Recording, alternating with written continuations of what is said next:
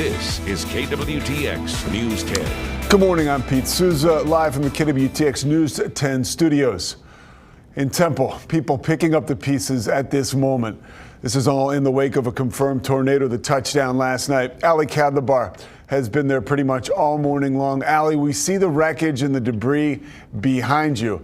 We know you spoke with officials. Let's talk about the human element hurt. Anybody hurt, or the human element first? Anybody hurt?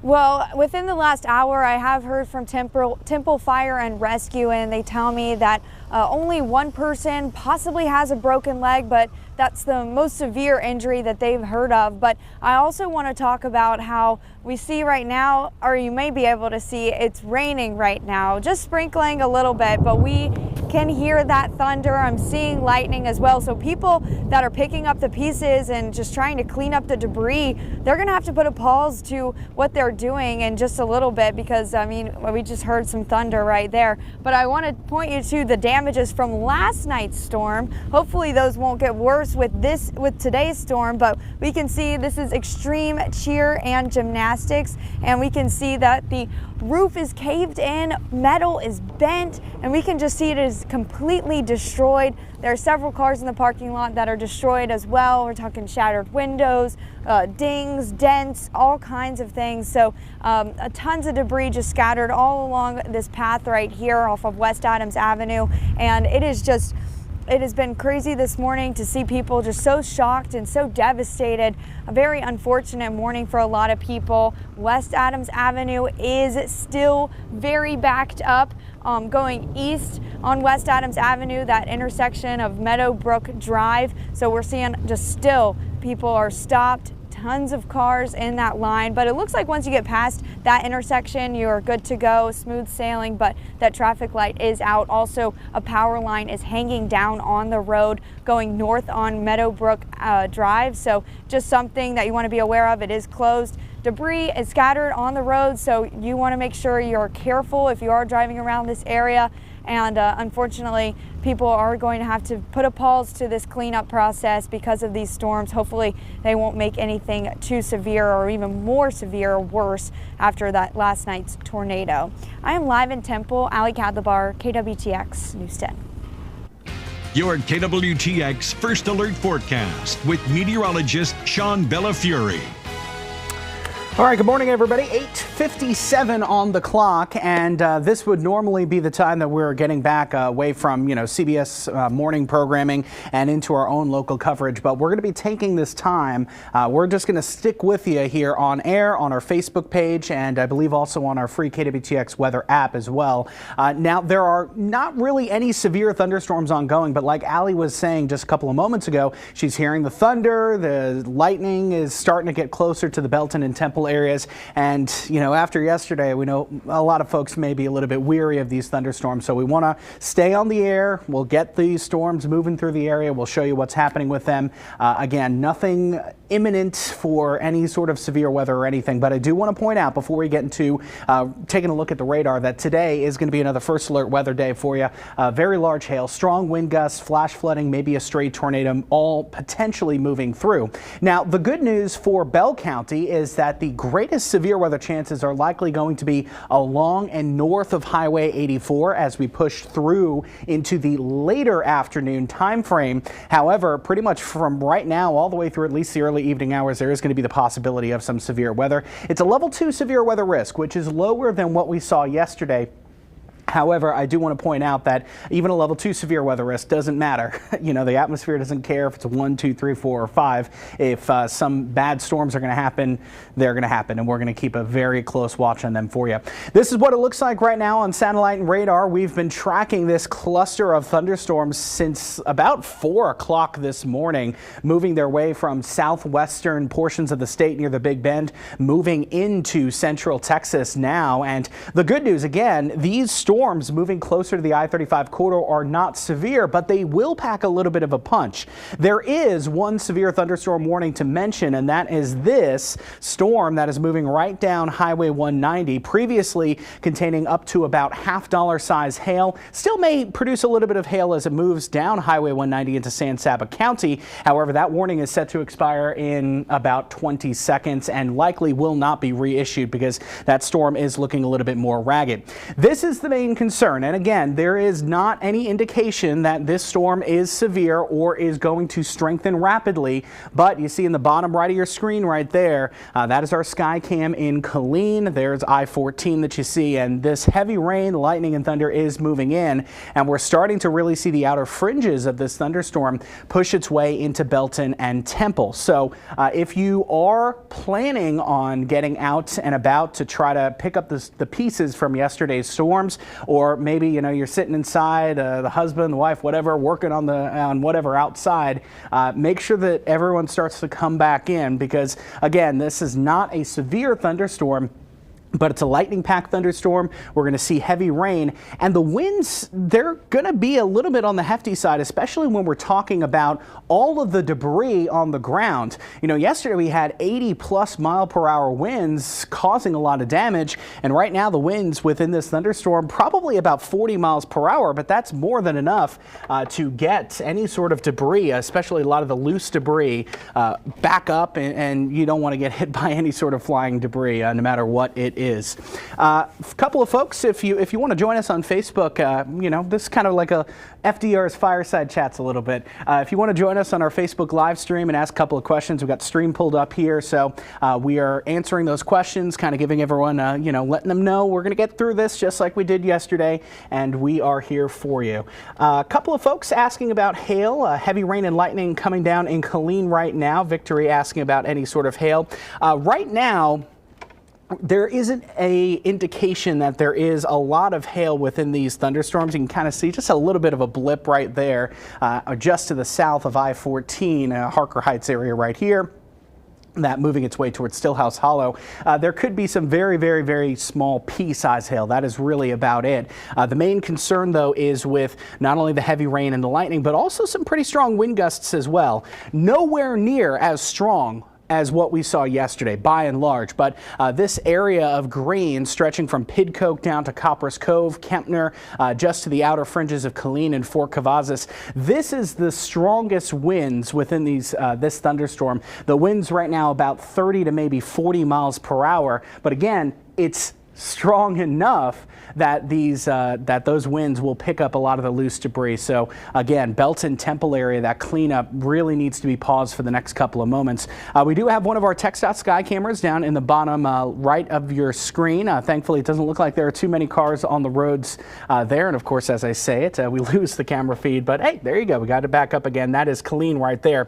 Now, currently, the stronger winds within this thunderstorm are pushing into the Killeen area, and you can kind of see the flashes of lightning on the sky cam as well. We haven't seen any cloud to ground lightning on this sky cam, which is great news, but lightning charged thunderstorm, cloud to ground lightning is certainly going to be possible, and we don't want any folks out and about picking up the pieces in Belton and Temple as this thunderstorm moves its way on through. This is the lightning over the past about 5 minutes, and notice it's getting pretty loud in western Bell County right now, but even though the core of this thunderstorm is, I would say, about 4 to 5 miles east of Harker Heights, getting close to that big hill, the big incline on I-14, there have been lightning strikes in advance of that thunderstorm. So Belton and Temple, the worst of this storm is not yet at your doorstep, but even before this storm is moving in, we already are seeing those lightning strikes.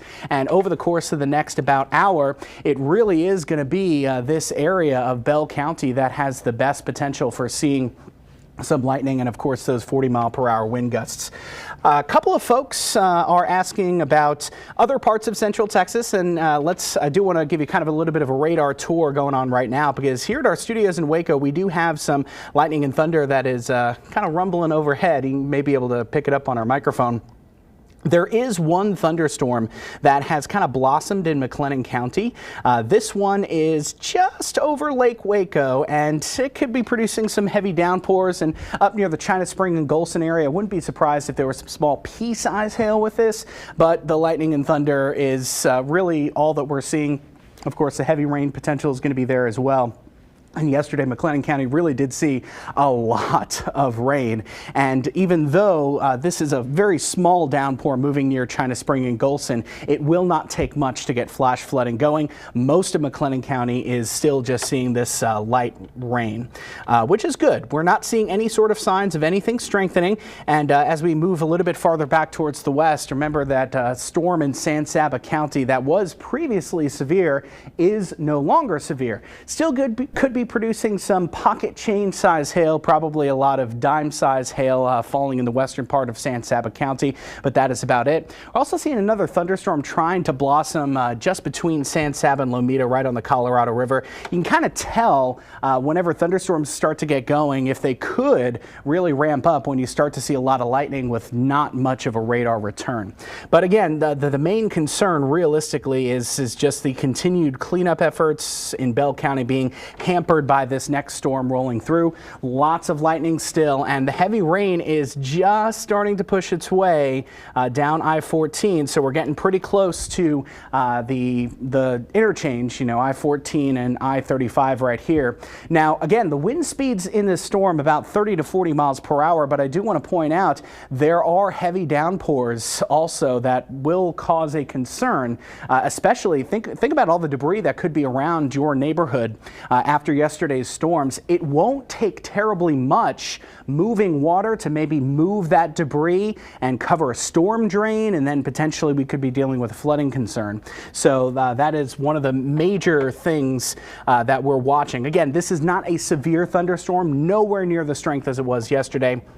But that heavy rain threat is going to be something to keep a pretty keen eye on. And just because we have a little bit of time for some fireside chats, I want to show you guys a little bit of a different view.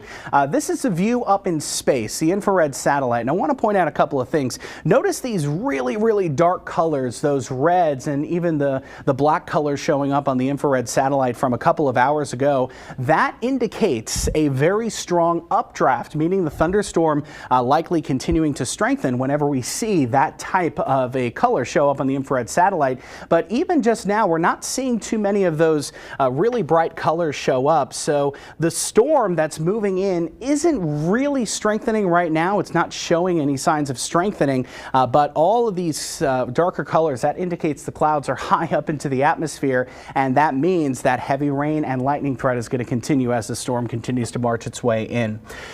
Strong winds in Clifton from Diana. That is up in Bosque County. Thank you for passing along that report to us. And speaking of the wind speeds, you know, yesterday afternoon, if you were watching Brady Taylor talking about the greens and the blues showing up on the wind velocity product, you know, those are the really high wind gusts. But right now, the wind velocity is very tame compared to where it was just about 18 hours ago. But still, we're starting to see about 30 to 35 mile per hour wind gusts move its way into Killeen and Harker Heights. Couple things, just gonna take a little bit of a pause here, and I want to see, we should start to get some reports of winds coming out of no. Well, unfortunately, the bad part about those storms moving through, or one of the bad parts, is that a lot of the data coming out of Bell County, a lot of the weather sensors have been taken offline, trying to see if I can get an accurate wind gust threat or wind gust speed down in Killeen, since we're seeing about 30 to 40 mile per hour wind gusts. But at least for right now, those sensors are down. Now, we are starting to see some of the higher wind speeds. That would be right here. Again, this is pretty much right where that big hill is on I-14. If you're traveling that direction, you know what I'm talking about. That stronger wind gust is about 30 miles per hour, but it's getting a little bit closer to Temple and Belton. And again, picking up a lot of loose debris is going to be the main concern as those storms move in addition to that lightning and thunder threat.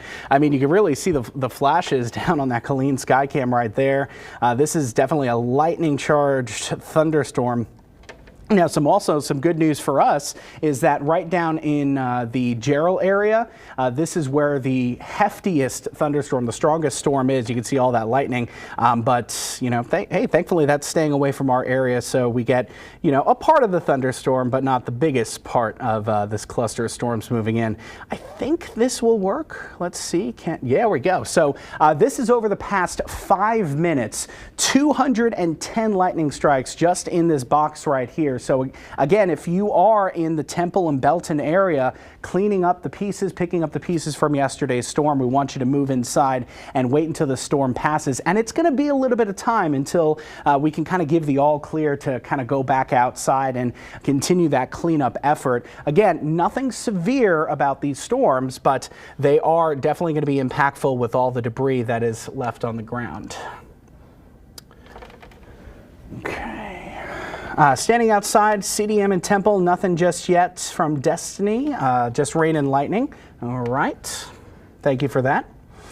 So someone was asking what towards and away meant whenever we're talking about this wind velocity. So the greens and the reds, the towards and away, whenever we're talking about wind velocities, it's measured by the radar. So the radar is right down here in the Granger area, just in Williamson County. So these wind speeds, these greens, that is the towards. So these winds are kind of coming from the northwest or the west, moving you know, as the radar picks them up, they're coming in this direction, and the reds are moving away. So these winds are pushing in the opposite direction. So that's what we mean when towards and away. And yesterday, the big thunderstorm, there was a lot of greens and reds right next to each other, indicating rotation. So whenever we say towards and away, that is what that means. Chalk Bluff getting some lightning. Leona saying that coming down hard in Killeen and Harker Heights. Josh, what is the, do we know what the textile camera is right there? Is that I-14? Kind of looks like it. Okay. The big, okay. All right, so you're taking a look. We're a couple of miles to the west of the Belton area on the sky cam right there. That's a TxDOT camera on I-14. Looking okay right now, but if we could switch back over, actually I can do it right here, to the Killeen sky cam that we have. Whew, what a drastic difference. I mean, we're talking about 5 to 10 miles away, and it's just curtains of rain coming down in Killeen right now. You can hardly even see about a half a mile down the road with all that heavy rain pushing its way on in. A lot of the cars going a little bit slow, and you can even see a little bit of some backwash coming off of those cars. We're waterlogged here in Central Texas. We've seen so many different rounds of thunderstorms over the past couple of weeks that the ground is just so saturated. There's nowhere for this water to go. And when you get a downpour that is likely producing about 1 to 2 inches of rain per hour, that is what you get. Potentially a little bit of a flooding threat starting to emerge in western Bell County. So again, we highly discourage you from traveling right now. This isn't severe weather at the current time. There's no signs that that these storms are starting to strengthen, but you know, that heavy rain is still definitely a pretty big threat for western Bell County right now, and eventually getting back into the hard-hit central Bell County area, Belton and Temple. Now we are starting to see on radar, we're getting those returns show up, indicating that the heaviest of the rain, pretty much right on cue, is moving its way into Temple and Belton on the western side of town. Now Morgan's Point Resort right about here, that is where we started to see some of the worst of the wind gust damage yesterday. And I'm actually going to throw up the storm reports from yesterday. So all of these, the heftiest rain, that's near I-14 right now. That's where the strongest part of that storm is. This is where the worst of the damage is with the storm reports. You see that tornado report right there from yesterday. So the good news is, if there is any good news with another round of thunderstorms moving in, is that the heaviest of the rain is just on the south side of where the worst damage was seen. But still, I mean, if you're traveling anywhere along anywhere on I-14, that rain is certainly coming down pretty hard. Roads are starting to flood on Post, CAV from Phil. So if you are traveling that way, or if you're on Post right now, just be cautious. And some of those roads are getting a little bit dicey. Again, it is really not going to take much rain at all to get the flooding going again, which we saw yesterday. I mean, within about 30 to 45 minutes of these thunderstorms moving in is when we had that first flash flood warning get issued. And right now, look at how bright those colors are. We're talking 1 inch to 2 inches per hour of rainfall rates, and it is going to fall and not move terribly much because of yesterday's rain and all the rain over the past couple of weeks. JD asking, any rain for the Waco area? So let's zoom it out. We'll show you what's going on across the rest of Central Texas. And if you're just joining us right now, it's 9:15-ish in the morning on another stormy day here in Central Texas. If you're in McLennan County, you're likely seeing a little bit of some steady light rain push in, but just from about the Golson area up towards Elmont and eventually moving up towards Ross and West, there will be some lightning and thunder, some heavier downpours moving through, but most of McLennan County is doing good, which is great because yesterday, the worst thunderstorms, the high winds, the tornado threat, that was down in Bell County. Yesterday, McLennan County just got absolutely hammered with the heavy rain. So the flooding threat is still going to be there, but so far right now, everything is looking a-okay up into McLennan County. Now, if you're out to the west, here's Lomita right here, I-14, or at this point, it's Highway 190. That is where we're seeing some thunderstorms form. Could be some very small hail with those, but again, the atmosphere is kind of overworked a little bit. We still have a lot of instability in the atmosphere. If you stepped outside this morning, you felt the humidity, the warmth still sticking around. So there's still some juice for these storms to work with. But for right now, everything is kind of on the tamer side, especially considering where we were yesterday. The big threat continues to be Temple and Belton. Again, no severe weather right now. We're not even, I don't even think any of this will ever get close to severe weather. There's no indications that this blob of rain is strengthening, but with the lightning, with the heavy rain, and even some 30 to 40 mile per hour winds, that could definitely cause some more issues. Belton to Temple, where some of the worst storm damage was yesterday. It does not take much at all to get, say, a 2x4 or some part of a building that is now on the ground moving around, even with just a 30 to 40 mile per hour wind. So, we've been talking about it through the morning. We want you to stay safe out there. We want you to stay inside until these storms pass. And, yesterday afternoon, we took a lot of deep dives into the wind velocities of these storms as, 90 mile per hour plus winds pushed in, the tornado pushed in, but things look a whole lot different this morning. And yeah, we are still definitely getting some breezy winds on the western side of Bell County, right down I-14, Killeen, Harker Heights, Nolanville down to Youngsport. And I would say probably within about the next 10 to 15 minutes, Belton and Temple, Belton especially, is going to start to see a lot of those stronger wind gusts move in. And by the way, when I say stronger, I mean 30 to 40 miles per hour. Not terribly high, nowhere near where it was yesterday, but really, hey, at least traffic is moving pretty steady. That's I-35 and Central Avenue in Belton, a little bit to the south of where the worst of those storms were yesterday. Anita on our Facebook stream, tired of this past month's weather? Yeah, one of the things I always say this time of year is like, man, I hate when summer comes because then it just gets hot. We don't have anything to talk about in the weather department, but bring us summer, bring us the heat. I would so much rather deal with absolutely nothing than deal with what we've been dealing with over the past couple of moments. Misty asking, it can change at any moment though, right? Doesn't mean we are in the clear. Now, you are correct. You are definitely not in the clear because, of course, these thunderstorms are moving their way through with the heavy rain and wind gust threat. But, as I'm taking a look at these storms, yeah, there's definitely some clusters of lightning and a lot of lightning now pushing into Belton. You can kind of see that on the sky cam.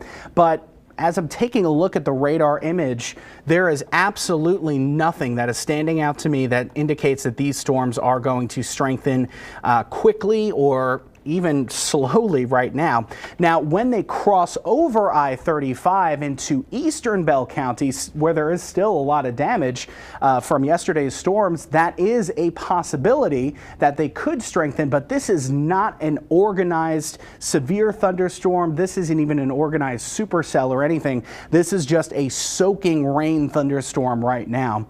And it's pretty much from one side of the county to the other, starting to see some of that heavier rain move its way across I-35. Allie asking, safe to go to sleep in Killeen?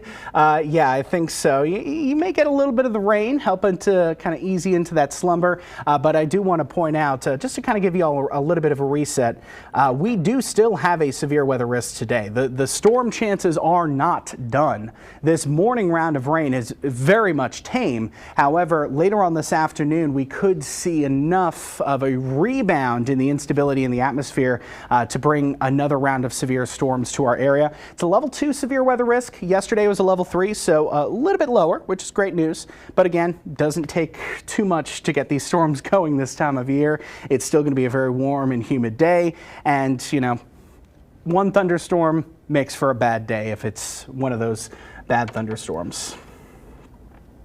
Shakita asking if you need to shelter in place again. No, this is not that type of a system.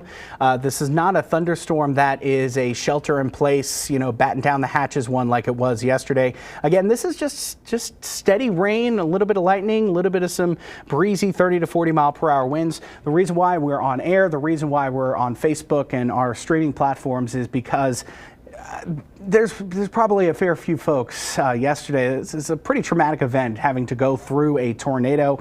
A lot of folks, you know, their livelihood destroyed by the yesterday's storm. So we just wanted to be on air to kind of ease your fears and your concerns that this is not what happened yesterday, but it is still a significant enough storm that with the cleanup and recovery efforts that we definitely, of course, now that the rain's moving into Temple, want them to stop. Same thing in Belton. Lightning threats also there too, but we just want to ease y'all's fears that this is okay right now. Later on today, we'll have to see, but we are good for right now. Jacqueline, any road closures due to flooding? I believe there's excuse me, there could potentially be some. Off the top of my head, I don't know. I'm sure someone in the back is checking on that, but yeah, at least for right now, we're not seeing any sort of road closures from the rain. Now, I will point out that over the past hour, you can kind of see on the western side of the county, Bell County has been really starting to see some of those downpours move through, especially near and south of I-14, Killeen and Harker Heights area. This is about an inch, I would say, inch and a half. Not a lot of rain by any stretch of the imagination, but when we switch over to the rain for the past 24 hours, this is a concern for flooding, and even on the text dot cameras in the bottom right of your screen, traffic is moving steadily enough, especially with these heavier downpours moving in, but we're not seeing any sort of major flooding right now. Some of the side streets could potentially see some flooding. It's not going to take much to get a excuse me, a road underwater, but we're not seeing any big flooding like we did yesterday. Switch over to our UMHB Skycam in Belton. This is probably going to be our best look because yesterday those storms did knock out pretty much all of our Skycams across Bell County. So grateful that UMHB Sky Camera is still working. You can see the darker skies moving in. And again, you know, as we zoom down into the Belton area, there's the Expo Center right there. This is not the tornado. This is not very strong winds, 30 to 40 miles per hour. That's really about it, but it is a lot of rain, and right where the worst of yesterday's thunderstorms went through, it's just raining. Not cats and dogs, maybe just kittens and puppies. We'll say that. But as these storms continue to move through, it's not going to take much to take some of that debris that's on the ground, move it around, potentially could block a storm drain, and then we could see flooding. And of course, if, there's always somebody that tries to, maybe go out and it's like, yeah, I'm going to brave the storm and start to get this storm, the damage from yesterday cleaned up. We highly discourage that, not just for the rain. You're going to be slipping and sliding everywhere with those downpours, but also we have a lot of lightning that's overhead too. And oh yeah, there you go. You see it right there in the bottom left of your screen. That is 363 and I-35, kind of on the north side of Temple, or actually this is, the north side of Temple. You can see the heavy rain, south side of Temple. Okay, yeah, it says south. So that would make sense. The 363 I-35 loop is really starting to get pounded with some of that heavier rain. Now, at least for much of the Temple area, a lot of the damage that we've been seeing is kind of on the northern and western side of the Temple, getting back towards the Morgan's Point Resort area. But no matter where you are in the city of Temple, that the downpours are starting to pour, that is for sure. So let's see. Brittany asking about Cameron. Now, great question. Cameron, of course, another city that did get not quite as big of a storm yesterday as Belton and Temple did, but Cameron, again, is under threat for these storms. Now, they are not severe. We are not seeing any signs that they are strengthening or rapidly strengthening or anything like that.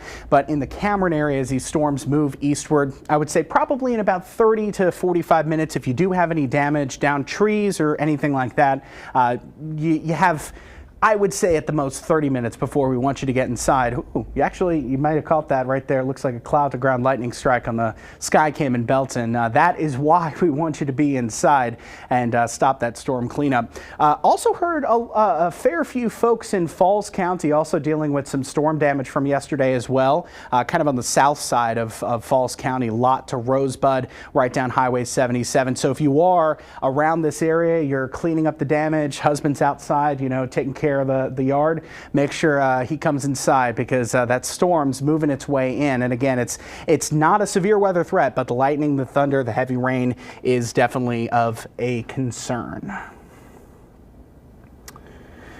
Jack asking, will there be a break in the storms in Waco today? And that is a phenomenal question to ask, because yeah, there will be a little bit of a break. Now, we have been seeing this cluster of thunderstorms across San Saba and Mills County try to develop. There has been some severe weather as far west as Brady with upwards of $half size hail, and these storms are trying, but I'm going to put the radar into loop for you guys and just show you that the storms that are now across Bell County had moved their way through Highway 190's San Saba and Lampasas County. So the atmosphere is a little bit more stable in this area. So we are seeing some rain move into McLennan County right now, and across central Texas. This is probably just the first wave of rain that we'll see today. The rain coming down now, this first wave is probably going to last up until, I would say, 1 or 2 o'clock and then continue to pull away. But we still may see some redeveloping thunderstorms late this afternoon and early this evening, and those late day storms are going to be the ones that we're more concerned about, because we may get just enough sunshine peeking through to really destabilize the atmosphere yet again. And hey, just the fact that these big thunderstorms are moving their way on through is a sign that, Mother Nature, she may not be done just yet. There's still some storm juice in the atmosphere right now. Kathy, your daughter was in Temple when the tornado hit. That was the first one she has ever been through. It really shook her up. My heart goes out to everyone that was impacted by those storms. One of the greatest things that we have heard from this storm, and it's a testament, hopefully, to folks paying attention to the weather like we want them to do. We only heard of one kind of serious injury. Someone, we had a report of breaking their something or other. No fatalities, which is fantastic, and no serious injuries. So we're happy about that. But yeah, yesterday's thunderstorm, it was one of those storms that you kind of get a little bit anxious whenever the storms come through again. So that is why we're talking about what's happening right now across Temple and Belton, to kind of ease y'all's mind that this is not the same thing that happened yesterday. So. I do want to jump back down into this Bell County storm right now, because we are seeing the highest of the wind gusts start to move their way into the Belton and Salado area. Now, again, the northern side and the western side of Temple was really where we saw the worst of the damage from yesterday's storms. So this area of stronger, I would say 30 to 40 mile per hour wind gusts, that is staying mostly on the south side of Temple, but we are seeing a higher wind gust signature again. 30 to 40 mile per hour winds starting to cross over the I-35 corridor. So for the eastern parts of Bell County, Heidenheimer, also into Seton, Cyclone, these are areas that did get hit yesterday by that thunderstorm. And even though the worst of the wind may miss Temple, when we're talking about another round of some gusty winds, Heidenheimer and Rogers, potentially a lot of debris on the ground, it's not going to take much to get that picked up and kind of tossed about. Brandy, pouring rain in Temple. Yeah, we're seeing a lot of that on all the sky cams. That's Adams Avenue down there for you in Temple. Could we, control room, switch over, if we could, to the UMHB sky camera? Just kind of curious to see what the wind gusts are doing over there. Yeah, you can see, excuse me, easy for me to say. You can see some of the water coming down across that sky cam, indicating, you know, that it's kind of a wind-driven rain. And again, we're kind of seeing the radar signatures. They're not that impressive. 30 to 40 mile per hour wind gusts, nowhere close to the 80, 90 plus that we saw yesterday. Yep. All right, thank you, Josh. In our control room, our general manager extraordinaire, giving me a little bit of an update. Appreciate that. Just kind of doing a little bit of a reset. We are getting close to 9:30 in the morning. Again, if you are just joining us right now, these are non-severe thunderstorms that are moving their way on through, but they are still packing a little bit of a punch. And for hey, I would be very storm weary too if what happened yesterday. We got more storms moving through. I completely understand that, so that's why we're here, just kind of easing y'all's fears. Hopefully, the worst of this storm, it has strengthened just a touch. You see a lot of lightning showing up Belton area and even eventually stretching into Temple. It's going to get pretty loud over the course of the next couple of moments, but even though this has strengthened a little bit to maybe include up to 40 mile per hour wind gusts, there is absolutely no sign right now that this is continuing to rapidly strengthen or anything like that. We could see a little bit of some hail, and I actually want to switch over to the hail product really quick just to see if anything's showing up on radar. Could be some pocket change size hail, but there's not even any of that showing up, which is great news. So a couple of questions asking about different areas in central Texas, kind of away from the Bell County area. Now, these storms are pretty much making a beeline down I-14 and Highway 190. So McLennan County is doing okay. There's still going to be some steady rain that'll be pushing through, just kind of the light stuff for the next about 30 minutes to an hour. But this cluster of storms that's now starting to cross over I-35 from Marlin southward into Cameron, and then as far eastward as Franklin, especially in Robertson County, that is where some of the heaviest rain this morning is going to move. And just to show you that these storms are really not strengthening terribly much, you can see the brighter colors on the radar just off to the west a couple of hours ago. And now that that's moving in, the kind of intensity showing up on radar isn't quite as intense, but we still do have the downpours. Look at UMHB, that sky camera right there. It looks very, very stormy out there. But again, this is not a repeat of yesterday. It's another thunderstorm, but it is nowhere even in the same league. I mean, we're talking like the high school JV team where yesterday, those the NFL caliber storms moving their way on through. Lots of lightning though, so definitely want you to stay inside. Now, some good news. Becky, husband's supposed to travel to Temple today for work. Is it safe? At the current time, I would hold off on the travel. There's definitely going to be a little bit of a lull in the rain and storms as we push closer to and past midday. There will be another threat for thunderstorms later on this afternoon. I think the afternoon storm threat is going to be a little bit more to the north, but we'll still have to keep an eye on things. There's no reason to not travel into the Temple area. We don't want to hamper any of the recovery efforts. That's one thing that we don't want to do. But there have been a lot of folks moving and grooving this morning in Bell County. Okay, thank you, Josh. So yesterday, if you were tuning in like I was to Brady Taylor's coverage, we saw a big shelf cloud moving across. This is our sky cam in Lake Belton. That big shelf cloud indicating those really strong winds yesterday. Not seeing anything of the sort right now, but it is not a great day to be on the lakes.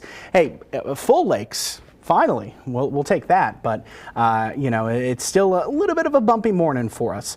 So as far as when these storms are going to start to pull away, I do want to point out that Killeen and Harker Heights, we're going to start to see the storm coverage come down a little bit. Which is great. We don't want any more storms to be moving through, so the rain's going to start to kind of decrease over the course of the next 30 minutes or so, and probably even quicker than that. But right now, Temple and Belton, we are in the thick of it for the worst of this thunderstorm. And if this is the worst, that's not too bad. But with all the debris on the ground, well, let's check out the rain. So on the western side of Bell County, we have seen upwards of about 1.5 to nearly 2 inches of rain just over the past hour from this thunderstorm, and we're starting to see those higher 1 inch plus totals right now in Belton, eventually coming towards Temple. So we are a little bit concerned about potentially debris washing away. A lot of debris on the ground. We talked to Allie Cadlebar this morning. She was out there surveying a lot of the damage down in Temple, and the debris was, according to her, kind of strewn about on different roadways and pathways. So with this heavy rain coming, one thing we could be concerned about, any of that debris that gets kind of washed away into a storm drain with these heavier downpours, that could definitely lead to some flooding issues. We have the lightning, we have the thunder, and as we switch back over to our wind velocity product, this is, again, the winds inside of this thunderstorm, nowhere near the same intensity of yesterday's dark blues. The dark blues indicating 100+ mile-per-hour winds aloft, but this green area moving through Belton, this is close to, I would say, about 30 to maybe 40 miles per hour. Now here's Adams Avenue right here. Which one was that, Josh? Oh, hey, okay, great news. So the Cadence Bank Center down in Belton, bottom right, this morning that Skycam was offline. The Cadence Bank Center did lose power, and of course Belton ISD, they had to cancel their graduation ceremonies for today. They're putting it off for another day, but hey, it's good to know that at least the power is back on and in the Cadence Bank Center, which is great news.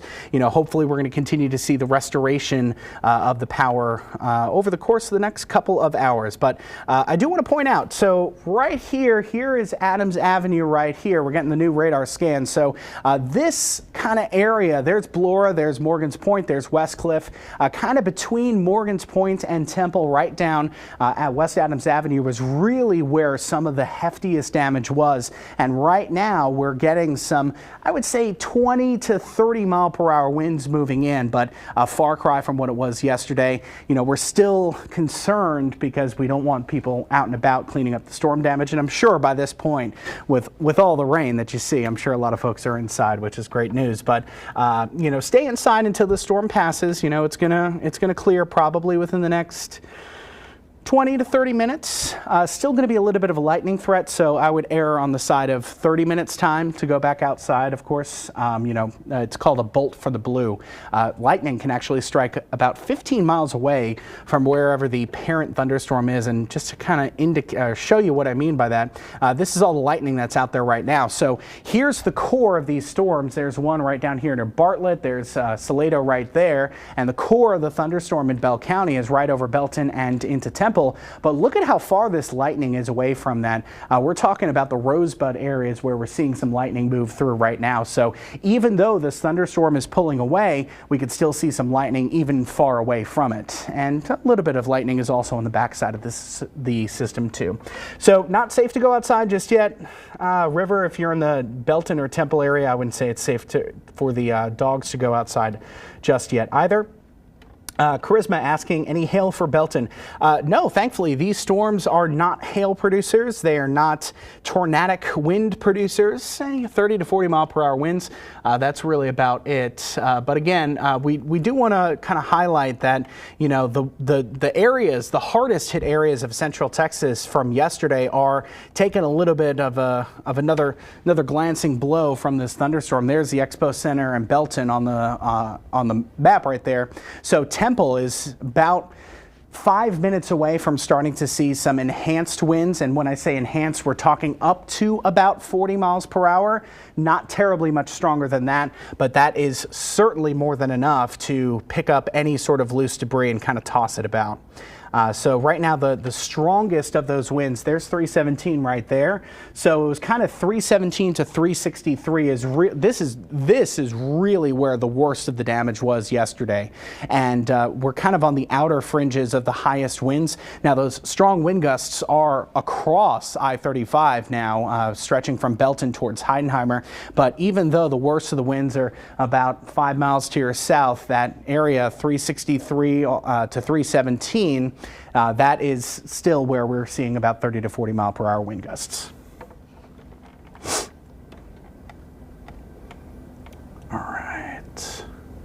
A couple folks asking about Belton High School. I believe both Belton and Temple ISD schools are out today. They are canceled because of yesterday's storm. So hopefully that'll answer your question.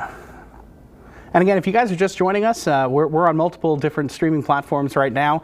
Again, just kind of here to ease your fears about the storms. You know, I'm sure there's a lot of folks that may have storm anxiety. I'm sure. You know, even though I know a lot about the weather, I would probably still have some pretty big storm anxiety if we went through a tornado yesterday and now you got some more thunderstorms rolling in less than a day later. These are good. These are quiet storms.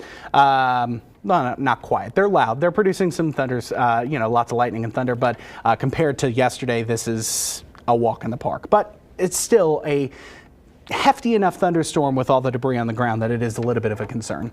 Bottom right of your screen, that is McLean Children's Hospital. We're getting that Skycam back up again. There was a lot of Skycams this morning when I came in around 3 o'clock.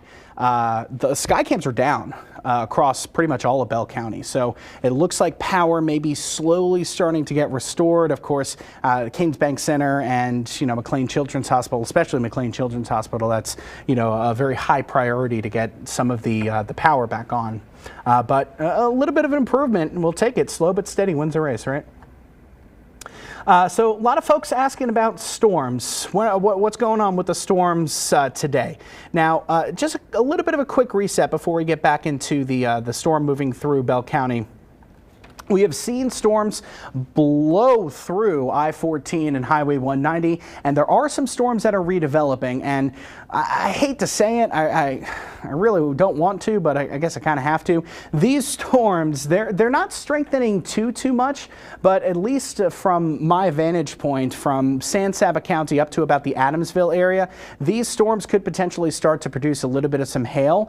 Now, the good news is that it looks like these storms are going to take more of a path towards Coryell County and into southern McLennan County. So once the thunderstorm near I-35 in Bell County moves away, we're probably going to stay dry for at least a little bit of time. But we are not finished with that severe weather threat just yet because, man, if y'all stepped outside this morning, it still felt super soupy out there. I mean, you know, the cold front season that we are kind of coming away from, or we're getting into the warmer weather season, the cold fronts are great because they help to knock a lot of the energy out of the atmosphere, knock a lot of the humid air out of the atmosphere too, but we just didn't have a cold front move through, so that warmth and humidity is still stuck in place. So another level 2 severe weather risk is in place, and I think it's going to be later this afternoon and early this evening is when we could really see some more big thunderstorms fire up. But I think the best chances for severe weather late today pretty much going to be here's Gulfway, Gatesville, Waco, Mejia, northward.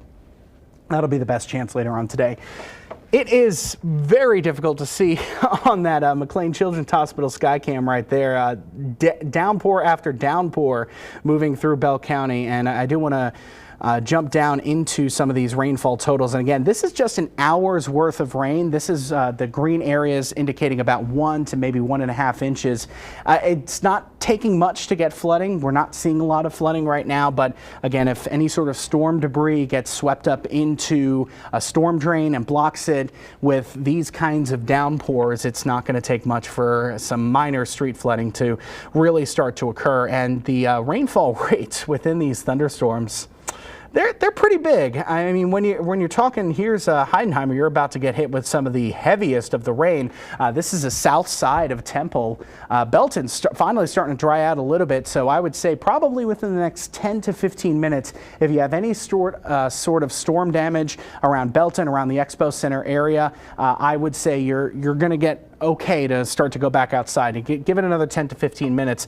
But still, the heaviest of the rain is moving through the Temple area right now. I mean, these are downpours. These are pretty big, and usually we don't get into these brighter colors much here in Central Texas. The pinks and kind of the purples indicate 2+ inch rainfall rates per hour. We are just so waterlogged in the atmosphere right now. 1.95 inches of rain, so just about 2 inches of rain per hour. You wouldn't be able to see too much of anything. And again, there's the Skycam in the bottom right. That is McLean Children's Hospital. So you can just kind of see that it's very hard to see across even the road just with that moving in. And you can see some of these higher rainfall rates. There's Adams Avenue. Again, this kind of area is really where the worst of the damage yesterday was. And now those downpours are moving through, the lightning and the thunder as well.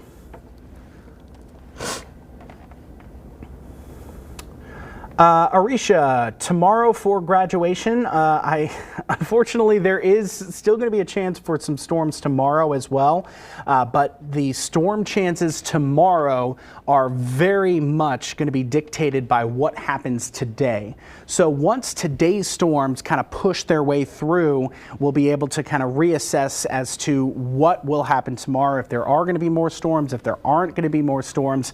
We don't have anything really driving the weather. We don't have a big cold front pushing through. We don't have a big storm system. Those remnant boundaries are really what are going to be the problem spots. And yesterday's storms, those remnant boundaries left over are the reason why we are seeing some of these storms right now. So here's some good news. The last couple of radar scans, they're still seeing some higher wind gusts, and we're also getting into the point right now that here's the radar down here. Now, when you're talking about measuring wind speed, if you're parallel with the radar, so right now the strongest winds are Temple to Belton, you lose a lot of the signatures because how the radar measures the wind speeds, it's winds going toward and wind going away from the camera. Now these winds are west to east, so they're kind of running in conjunction. They're not really going towards the radar, so it looks like they're weaker, but we're still seeing about 40-mile-per-hour wind gust potential, but that is starting to pull away from Temple. So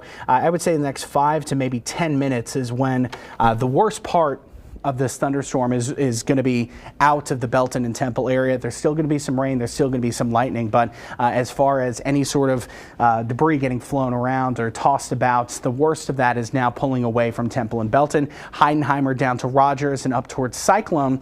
Y'all will still have the potential for those stronger wind gusts to move their way through.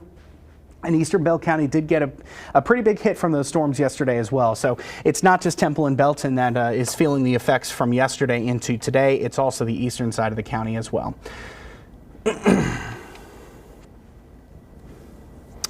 All right, just going through some of our Facebook chats, just to see what the scuttlebutt is. Ruby, thanks for staying on air. One of those weirdos who love storms. Hey, that's me too. Still sane enough to fear tornadoes. Appreciate you. Thank you very much. We appreciate you tuning in. Hey, you can ask all of our meteorologists here in KWTX. We will probably tell you the same thing. We don't mess around with some of these thunderstorms. We know exactly what they can do. And, yesterday was just kind of a testament as to what they can do. So we want to make sure that you guys are up to date. We're here to prepare you for these storms. We're here to kind of guide you through them. Nowhere near as strong as where they were yesterday, but we want to ease some of that storm anxiety. Amanda, schools have no power in Killeen. If I don't know if you're still in the chat, Amanda, but if you are those schools from yesterday that didn't have power, they started out the day without power, or they lost power? If you can let us know if you're still in there. Okay. 3 elementary schools in Killeen were delayed this morning because of yesterday's storms. So it could potentially be from there. But any sort of information y'all have and you can pass it along to us, of course, we'll check it out and let you guys know. Hope not a lot of storms. We lost a lot of trees yesterday. Yeah, the landscape in Central Texas has definitely been changed by this storm. So a little bit of an update. A couple of minutes ago, about 20 minutes ago, I did mention that once these storms crossed over the I-35 corridor, there was the potential that they could start to strengthen because pretty much everything east of I-35 has been rain-free this morning, and there is a lot more humid and warm air that is stretching into eastern Bell County and especially into Milam County, at least by just this radar signature, this wind signature. Again, 40-mile-per-hour wind gusts moving towards Rogers, towards Cyclone. this could still produce some hefty wind damage, especially with all the trees and the debris down there. 40-mile-per-hour winds, not going to knock you off the feet, but when you have a couple of tree limbs down, maybe unfortunately a 2x4 from somebody's house, it doesn't take much to pick that back up. But we could be seeing a little bit of some strengthening, and just to kind of see if that's actually what's going on, we're going to zoom out and put on the lightning a little bit. So you can see the storms moving right down I-14. Lots of lightning, lots of thunder. Maybe not so much. Usually whenever we see a increase in thunderstorms in their strength, we start to see a lot more lightning, especially this time of year. There's definitely a lot of lightning, but no big increases in the lightning. Back to the west, a couple of storms I do want to just kind of briefly mention. So if you are tuning in Coryell County, in Lampasas, Mills, San Saba County, a couple of these thunderstorms moving through right now are they're definitely loud. Lots of heavy rain, maybe some extremely small hail. We're not talking any big hailstones or anything, but we still do have some heavy rain. Adamsville to Lomita to San Saba. And the path of this storm is pretty much going to be paralleling or moving across Highway 84. So as we get into Coryell County, I think Gatesville, you're going to see one of those thunderstorms move through. And again, these are not severe thunderstorms. They're not looking like they're going to be severe right now. But, if there is any sort of damage from yesterday, Gatesville did get some pretty big hail. So, damage is still a big possibility in parts of the area away from Bell County. We want you to kind of stay inside. All right, so some great news for the Bell County area. You kind of see the sky cam down there. 10 minutes ago, it was not pitch black, but 10 minutes ago, it was hard to see across the sky camera down there at McLean Children's Hospital. So the rain is starting to ease up, which is great news. We like that. But even though the rain is easing up, we're going to stop the radar for a second. I want to show you, just because the rain's coming to a close, just because the strongest winds are kind of pulling away from the Temple and Belton areas, still have a lot of lightning out there. So Belton, I would give it another 10 minutes or so, probably right around 10 o'clock. If you do have to do any sort of storm cleanup or recovery, I would say in about 10 minutes time, you can kind of resume those activities outside in Belton. For the Temple area, we're probably talking closer to about 20 minutes because there is still a lot of lightning. You can see those flashes coming up. This is live lightning out there, folks. So one of the fun things I always like to do, well, fun, if you can call lightning fun, if I ever hear a big loud clap of thunder, I always put the radar app on and try to see exactly where that was. And you can see this is coming in live. Beautiful view down there in Belton. The calm after the storm that just moved through. That's UMHB, the Skycam Crusader Stadium. Starting to see a little bit of some clearing, which is not the greatest because there still could be some storms later on today and tonight. So we are definitely concerned about that, but that is a concern for a couple of hours from now. The Temple area, we are waiting. It's 9:51 right now, and again, if you're watching us on the streaming platforms, could take a little bit of time for all the video to get through the tubes. So that's the timestamp up there. That is live time right up there as we are broadcasting this, so you can check that time. In about 8 minutes or thereafter, sometimes these press conferences, they get a little bit delayed. We are awaiting the press conference coming out of the city of Temple on yesterday's tornadoes. We will bring that coverage to you when it starts. So if that's what you're looking for, that's going to be broadcast here. Josh, I'm assuming on air, right? Okay. Okay.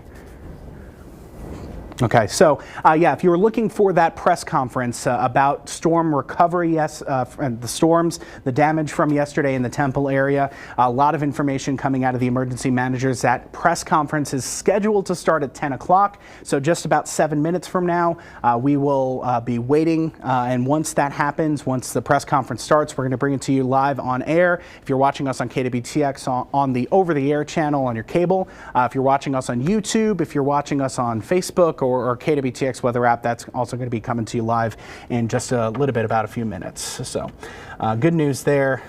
Man, I always love that the Skycam view. It looks so peaceful out there after the storms have moved their way on through.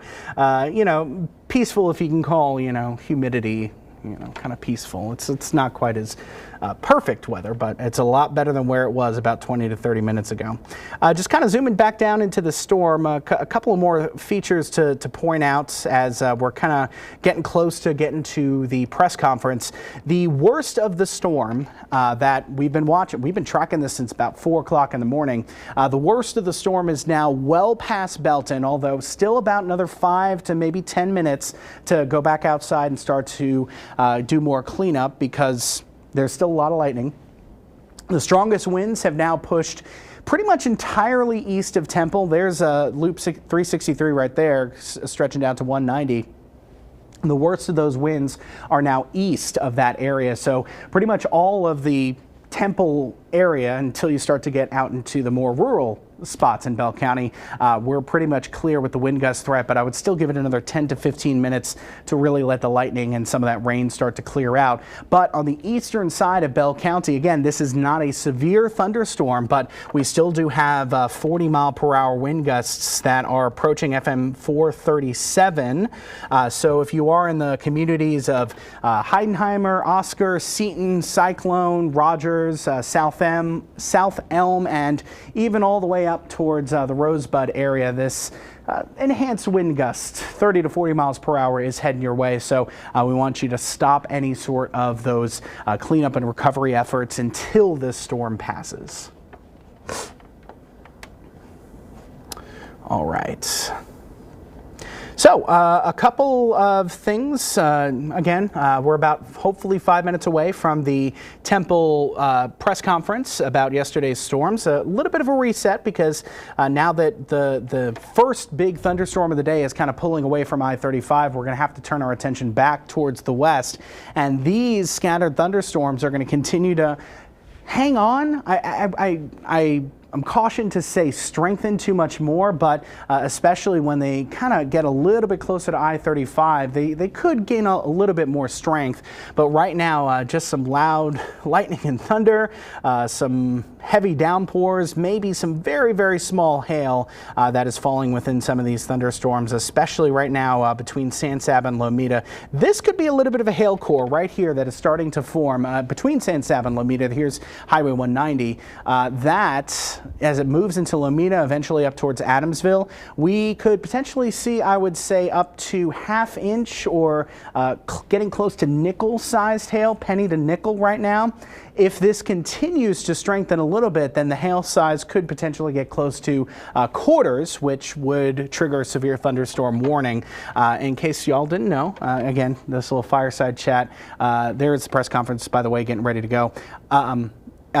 Severe thunderstorm warning, 60-mile-per-hour winds, and also quarter-size hail is what triggers those. So we're going to keep a very close watch on this thunderstorm just in case it does strengthen a little bit. And we're starting to see a little bit of a hail signature show back up. Again, there's Highway 190 right there. This is very small pocket change size hail, but that is moving its way towards Lomita. So if you're in Lomita area, we want you to get inside too until the storm passes. We don't want you to get hit by hail. A couple of weeks ago, Mother's Day, my car got pelted with hail. Nice big bill for that, unfortunately, but hey, what can you do? It's the weather. We can't control it, and if we did, we certainly wouldn't bring you thunderstorms, that's for sure. Just a little bit of a quick reset as we're getting ready for that press conference to start. Again, it's about to start in about 3 minutes time. We still do have a severe thunderstorm risk across central Texas. We're watching those storms that are ongoing right now west of Highway 281. Those could strengthen a little bit, and those storms could move their way closer to Coryell and McLennan counties. Whether or not they hang on is still a little bit unclear. But again, that one storm that's moving towards Lomita could contain up to ½ inch size hail. The best chance for severe weather late today is going to be later today and into the early evening hours. So yes, any of the storms that are out there right now could potentially produce severe weather if they get a hold in the atmosphere, if they really start to get going. But I think the better severe weather chances will be later on in the day and into the early evening hours. So if you're wondering when the next round of thunderstorms is going to be moving its way on through, that's kind of the bigger threat, but we still will have these hopefully non-severe storms move their way through over the next couple of hours. Again, the recovery efforts down in the Temple and Belton area, they are ongoing, of course. A little bit of a pause thanks to those thunderstorms that have moved through. But if you are in Belton, and you are seeing a little bit of damage down there, and you're hoping to resume your activities of cleanup, I would say Belton, you're in the all clear. Temple area, we still do have lightning and thunder kind of in the vicinity, and if you're a big football fan, you know those lightning delays that come out. There's a reason for that, and that's because lightning can strike about 15 miles away from some of these parent thunderstorms. You can actually see the live lightning just east of I-35. So if you're living on the eastern side of Troy, northeastern side of Temple, the Buc-ee's is right about here. A lot of lightning and thunder still ongoing. So give it another 5 to 10 minutes, and hey, I would highly encourage you, if you do have a lot of storm damage in Temple, to stick around, because once this press conference starts, you're probably going to get a lot of good information about the recovery efforts across the county and across the city of Temple as to what is going to be happening. So I would definitely want you to stick around for that. We are waiting for the press conference to get going, which should happen in a couple of minutes. They're probably also going to talk about the survey crews. The National Weather Service has sent down survey crews from Fort Worth, so they're going to be kind of going around, especially between 317 and 363, where the worst of the storm damage was yesterday, to survey. Now, that survey will tell us whether or not we saw a tornado, whether or not it was straight line winds, but of course we know we saw the tornado video.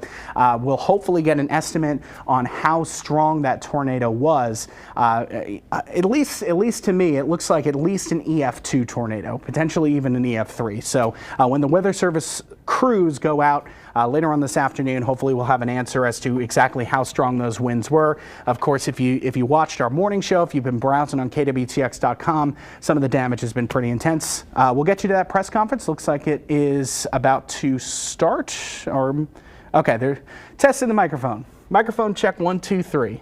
There you go. And out in Falls County, Western Falls County is pouring down. Oh yeah, the worst part of that thunderstorm is moving into Western Falls County right now. So if you do have any damage, Owenaville down to Cyclone up to lots of lightning and thunder, lots of heavy rain going on down there. That is moving its way towards you. So again, stay inside until the storm passes. 30 to 40 mile per hour wind gusts. Not a severe thunderstorm, nowhere close to the storm strength that it was yesterday afternoon, but still a dangerous thunderstorm. We don't want you to be outside in it. And before we get to that press conference, as we're still going through those microphone checks, I do want to point out this storm that is near Lomita. A little bit of a bump in the lightning. Not too much, but as we're starting to see a few more lightning strikes with this thunderstorm, that's indicating to me that we could potentially see this strengthen a little bit more. Right now, about half-inch size hail, so we're getting close to about nickel-sized hail with this thunderstorm as it moves towards Lomita. So if you're in the Lomita area, we want you to stay inside until that thunderstorm passes. Adamsville, this storm will be moving near and south of you. Pitcoke and Flat over Fort Cavazos. This storm, if it does hold on, will be moving your way. It probably won't happen, the storm moving into Bell County, but it definitely could. And if you've been watching, I've been talking about this bolt from the blue. There are absolutely no thunderstorms anywhere surrounding southwestern Bell County, but there was just a lightning strike just a couple of moments ago. So that is why we highly encourage folks to stay inside until well after these thunderstorms pass, because that's called a bolt from the blue. It is just as dangerous as normal lightning, except a lot of folks let their guard down because unfortunately there's no thunderstorms happening. So I think, okay, let's go outside. We want you to we urge a lot of caution with that.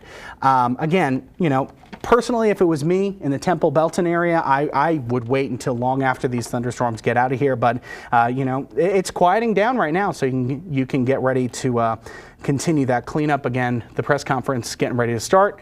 And when it does, you'll get a lot of good information as to how the recovery efforts will continue over the course of the next couple of days, and hopefully not terribly much longer than that, down into Temple. 10:02 this morning. If you're joining us on air, we are taking up a little bit of our normal programming time. We want to be especially considerate to the folks that just went through a harrowing experience yesterday with that tornado moving its way through the Temple area. We want to make sure that all the folks here in Central Texas and storm anxiety, we want to kind of ease those with that big thunderstorm that went through. We're also going to be bringing you the press conference that is going to be ongoing hopefully very, very shortly in Temple, talking all about the tornado, the recovery efforts and everything. Looks like it's getting started, Josh.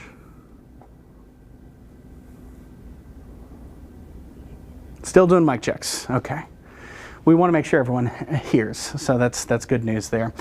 Even here at our studios in Waco, just to kind of give you a little bit of a broad overview as to what's happening, there is nothing that is indicating a thunderstorm is developing across McLennan County, but there was just a lightning strike just on the southwestern side of Hewitt, west of Lorena. So even these inconspicuous light rain showers could still be producing lightning and thunder. Still have a lot going on in the atmosphere, so we want you to stay safe. Excuse me again. The storm that's near Lomita, again, up to half-inch or nickel-sized hail. The worst of this morning thunderstorm is now well past Belton and Temple. I would still give a little bit of time to start getting those recovery efforts going, especially, 317 to 363. That was where the worst of the damage was. There are still some thunderstorms that are not terribly far away. And like I just mentioned, there was a lightning strike very close to the Youngsport area, even though there are no thunderstorms anywhere close to Youngsport. So we want you to continue to stay safe. We have not heard of anything more than maybe a couple of broken bones from yesterday's storms. We don't want the severe weather to happen, but if it's going to move through, nobody losing their life is exactly what we want. We don't want anyone to lose their life to these dangerous storms, and that storm recovery can sometimes be just as dangerous as some of these storms themselves, especially if you're, strenuous activity for a long period of time. Keep a watch on your health, and if you are without power and you have a generator, make sure that that generator, if you do plug it in, is nowhere close to any sort of open window or any sort of open air, because the carbon monoxide coming out of that generator has killed people before. There are, down in the Houston area, I believe that someone was lost their life because of it. All right, we're going to the press conference down in Temple. Stay with News 10. The first person you're going to hear from today is Temple Mayor Tim Davis. His name spells Timdavis. Next, you're going to hear from Temple Police Chief Sean Reynolds. His name spells ShawnReynolds.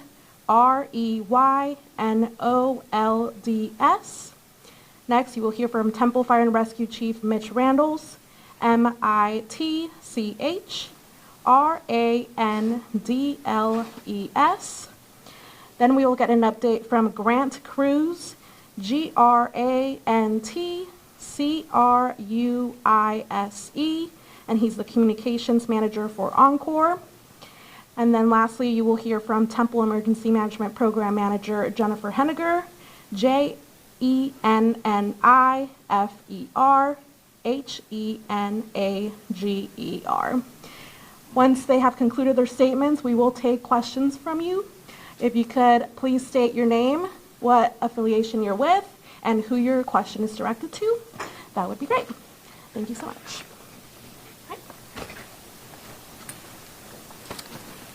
Good morning, everyone.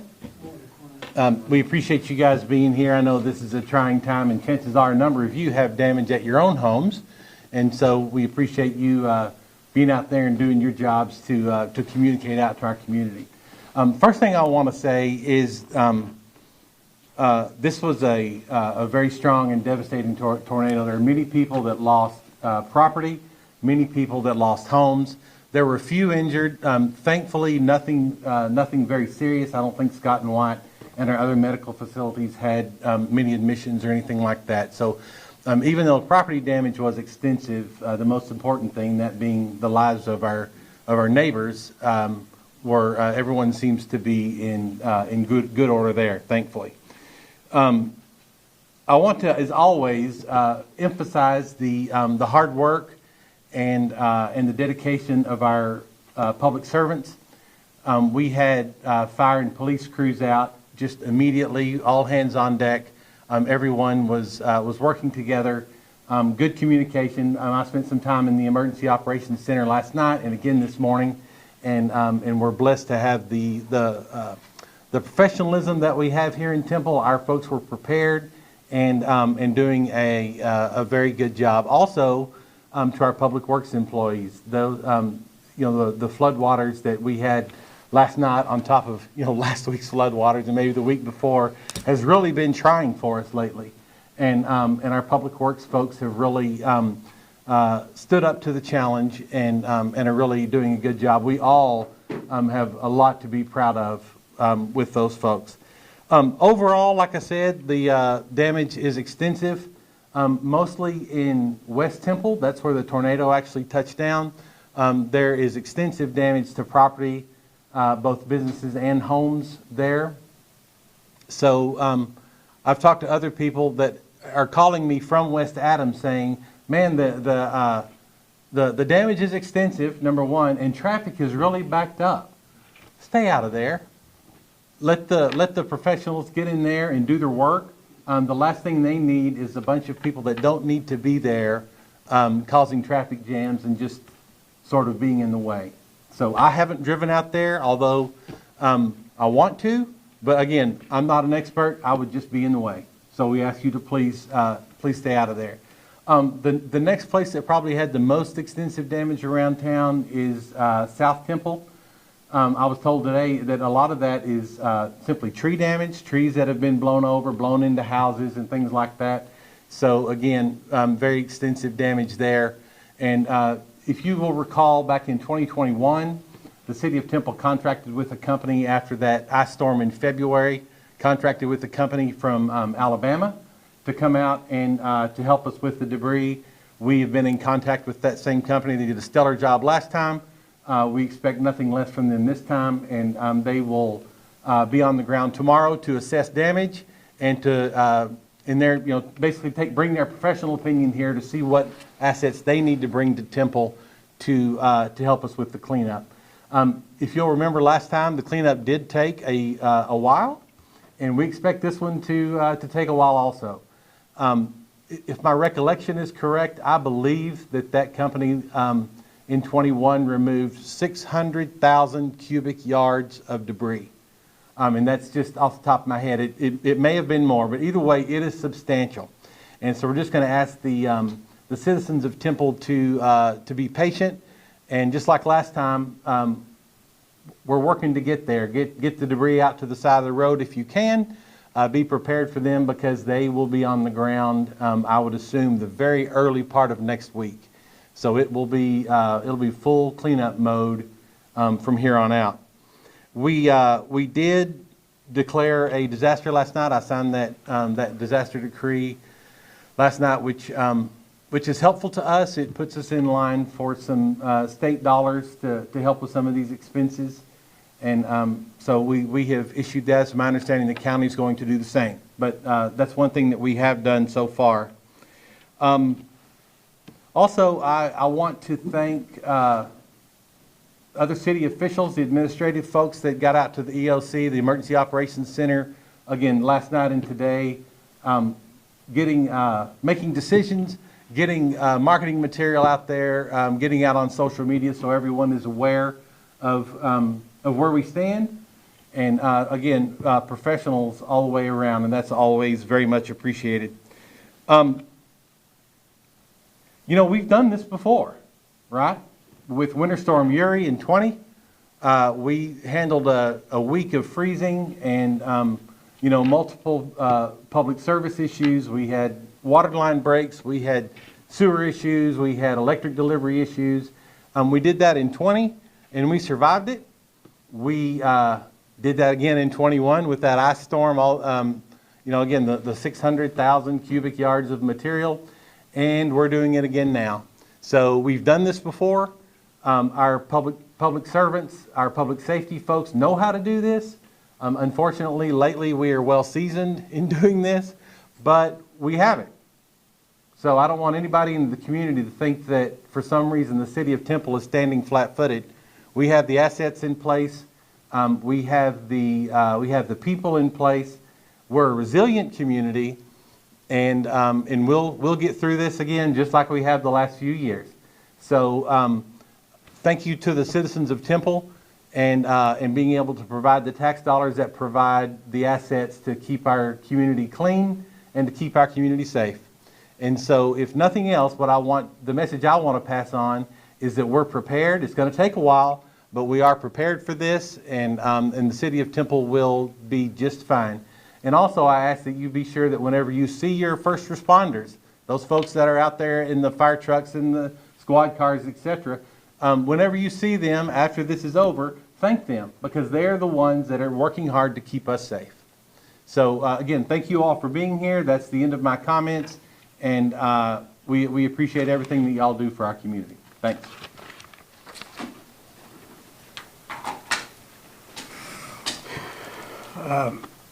Morning, everyone.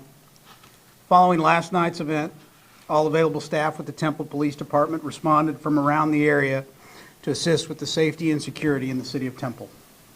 In addition, we requested assistance from a number of outside agencies to include the Killeen Police Department, the United States Marshals, Texas Department of Wildlife, Temple Independent School District, Troy Police Department, Rogers Police Department, and Gatesville's Public Works. Due to the damage for safety and security and the protection of property, we have restricted access in some areas of the city. Portions of our city sustained significant damage last night. I know there is a natural curiosity to want to look at the damage throughout the community. However, I'm requesting that you please be aware that some of our areas of our community will have restricted access to owners and residents that live in those areas. Please honor our efforts to protect certain areas as we continue to have down power lines and extensive damage throughout some areas. We would ask everyone, please do not drive around barricades, cones, or police vehicles. They have been placed in specific areas for your safety. I would ask that if you do not have to be on the road, please do not be out and about. Got a text message from an officer. He said it should have taken him 7 minutes to get someplace. It took him over 30 minutes to get to where he needed to respond to. I cannot emphasize enough to please stay off the road if you do not have a legitimate reason to be out. You are slowing down first responders, and you are slowing down various service providers who are trying to restore the normal access to services that we so enjoy. In addition, following the recent rain that we just got through moments ago, I would ask you to please do not drive into high water. Turn around, do not drown. Two areas of our community that were hit hardest are Lake Point and Lake Point Terrace in the West Temple area. We have restricted access at the following locations for both the safety and security of the community. For members of our community that live inside of Lake Point and Lake Point Terrace, we request that if you need to get access to those areas, please respond to Tarver Elementary. Officers will verify your residency and we will make sure you get access to your property. The Temple Police Department has restricted access at the following locations in the Lake Point and Lake Point Terrace area: along Brahma and Contera near Skycrest, Prairie Creek and Fieldstone, Parkfield and Fieldstone, Fieldstone and Brahma, Hawthorne and Brahma, Honeysuckle and Brahma, Red Brush and Brahma, Westfield and Adams, Fieldstone and Westfield, Cedar and Alabama. We also have officers stationed along the Adams corridor at various locations. Meadowbrook is closed south and north of West Adams due to power lines across the roadway. Businesses in this area between Westfield and Meadowbrook also sustained heavy damage, and officers are providing security to the area while these businesses are secured.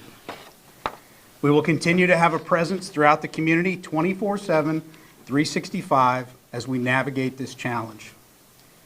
Following the event last night, officers entered numerous businesses and residents checking for potentially injured staff, employees, and residents. Additional checks will continue today as necessary. The Temple Police Department remains upstaffed with personnel and outside agency assistance, and we will continue to have additional staff on duty until it is no longer needed. Thank you to our outside agency partners who responded to assist us last night and who remain on site today to assist us as we navigate the challenges associated with the storm. For emergency needs, always call 911. For non-emergency law enforcement needs, please call 254-298-5500. Please stay away from damaged areas and stay off the road if you do not need to be out. In the midst of the challenges that we faced, I wanted to highlight what we observed yesterday and continue to observe today. personal observations within the city and community of the city of Temple, Bell County, and the Texas spirit really rises to the occasion and reemphasizes the goodness in humanity. We have observed neighbor helping neighbor, neighbor helping friends, and neighbors helping strangers. Similar to our experience with Winter Storm Uri, the Temple, Bell County, and Texas community respond very well to challenges. Please continue to take care of yourselves and each other. Thank you.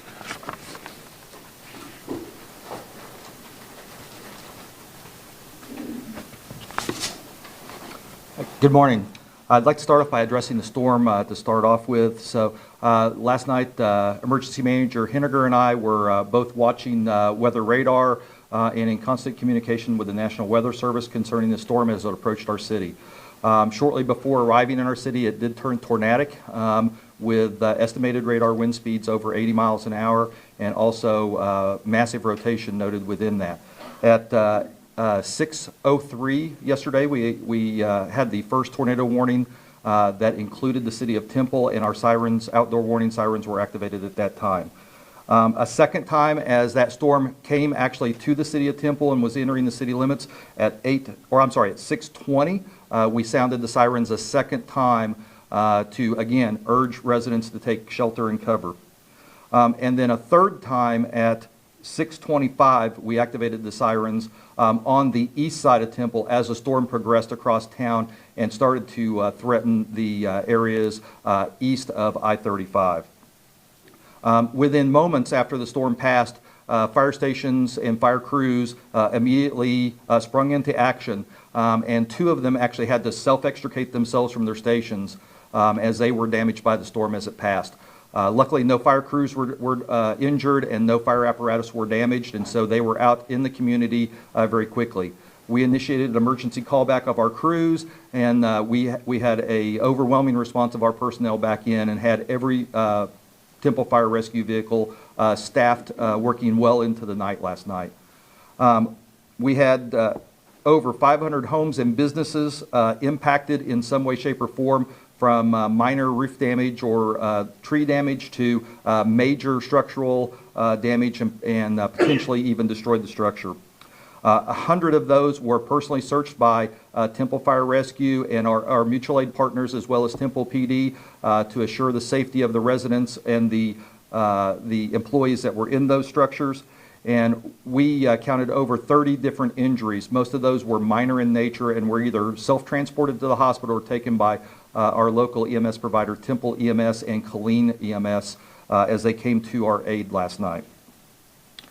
Currently, we feel that the search and rescue portion of this is over, but we do stand ready with additional crews to respond to any incidents or needs that are found in the community, and so we do stand ready still to go back into that search and rescue mode if needed for those that are affected. We will be starting the recovery phase at this point, so from this point forward, like I say, we are into recovery. We do have a windshield survey of the damage areas going on currently with the assistance of Temple PD to lock down all of the damage areas that are within the city of Temple and to get us a good estimation of how much of the city is actually affected by this storm, either by the tornado or the straight line winds that came through. If you choose to get out into your yard or out into the community and help your neighbors or work on your own home, I'd like to caution you about a few things. First of all, power lines. Do not approach them if you see a power line down. There is no way to know for sure if that power line is energized or not. Even if it is on the ground, it could be energized, and just merely getting close to it could be fatal. So please stay away from power lines.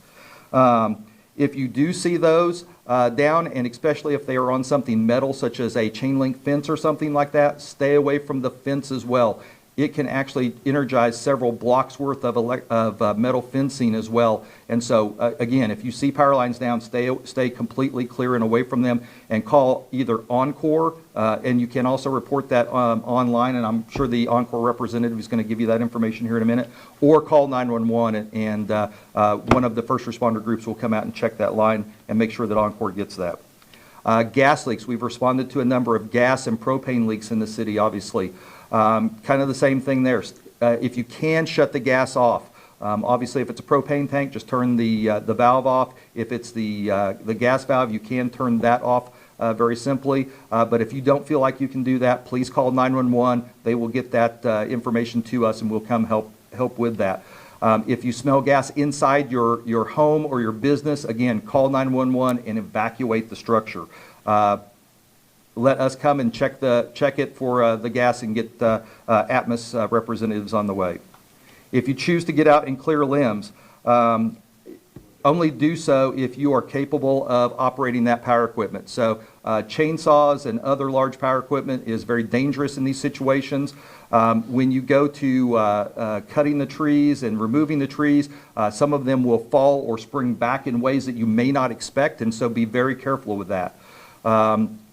I would recommend that you use a professional to remove most of these, especially if they're on a structure or leaning over in some sort of precarious manner. If you do get out there, make sure you wear all of the proper safety equipment. Wear protective clothing head to toe, long sleeves, long pants, heavy work boots, gloves, glasses, helmet to help protect you in case something would go wrong. Absolutely stay away from any limbs or trees that are entangled in power lines. Again, they can be energized even if they do not look that way or are not actively arcing, and can be deadly. We do have damage to 4 of our fire stations right now. I do want to emphasize that while we do have damage and one of our stations is significantly damaged, we still are occupying those, we still are responding out of those, and we will continue to do so to protect the citizens and the community of Temple ongoing. So again, it's been a very challenging 24 hours for us, or 12 to 24 hours for us, and we're going to continue to serve and protect the citizens to the best of our abilities.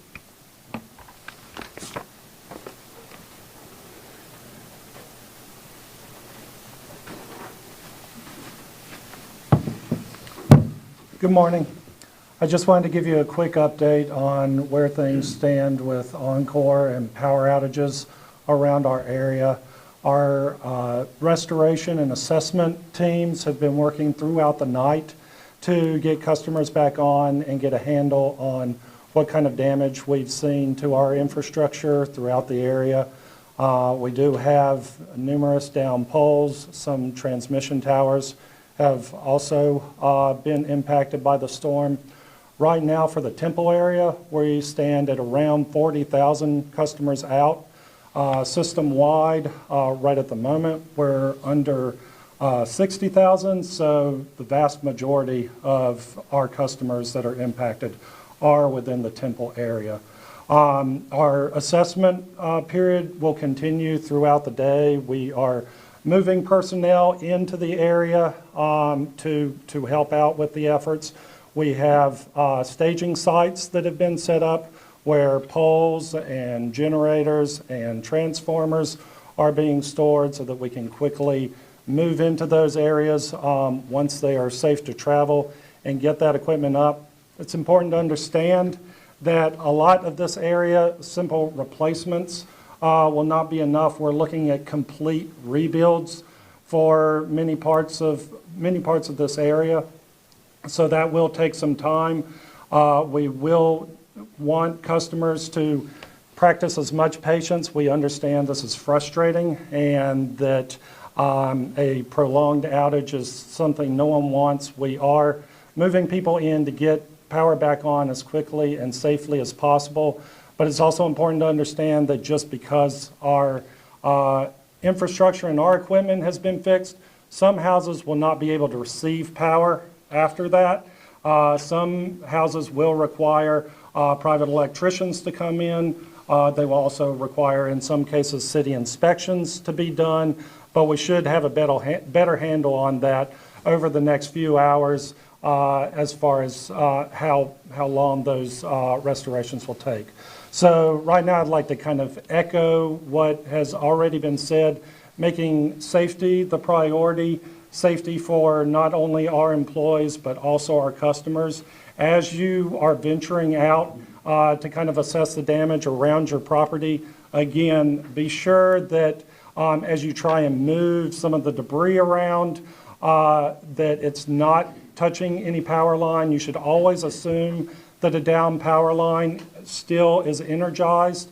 If it's, as was stated, chain link fences, vegetation, also pets and animals that might come into contact with our lines, it's possible that those can be energized as well. So put your safety first, stay clear of those things. Also check in with family members, loved ones that might be without power. If you do have power, kind of make a plan. If you don't, perhaps move to places where you can get power and put your safety first. Again, echoing back about keeping our roads clear. Our crews will need room to work, so as much as it can be avoided, do not travel through impacted areas. We want to get everybody, everybody home safe. Many of our employees who are out working this storm, their homes are without power too, so they're eager to get this work completed quickly and safely, as all of you are. I would say if there is a down power line that you come across, as best you can, leave the area, keep others away from the area, but definitely call 911. Do not call Encore for a downed power line. If you have an outage, there are ways to communicate with us at encore.com. You can also text out to 66267. That'll be a good, quick way to let us know your power is out so we can kind of chase that back and make sure that we get those folks on. And again, call 911 if you see a power line down, but obviously today we'll be working throughout the day, throughout the overnight as necessary to get everybody back on, putting employee safety and putting customer safety as top of mind.